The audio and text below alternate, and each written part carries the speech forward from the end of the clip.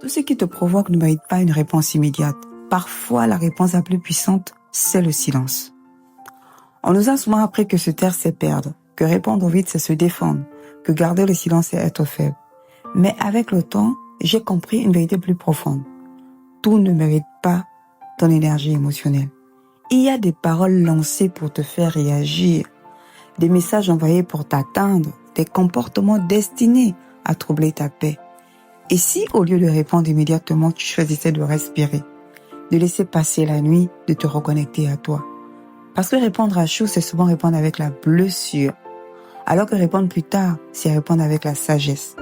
Tu sais, Nelson Mandela a passé des années dans le silence.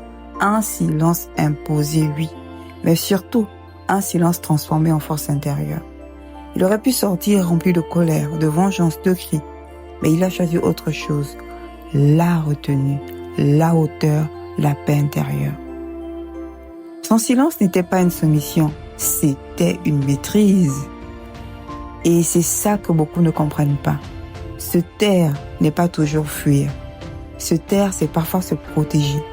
Se taire, c'est refuser de donner accès à ton monde intérieur à n'importe qui. La maturité émotionnelle, ce n'est pas de répondre à tout, c'est de savoir quand répondre et surtout quand attendre. Alors aujourd'hui, je vais te laisser avec cette question. Est-ce que ce silence me détruit ou est-ce qu'il me protège? Si le silence te rapproche de ta paix, alors il est juste. Parce que ta paix intérieure vaut plus qu'un dernier mot.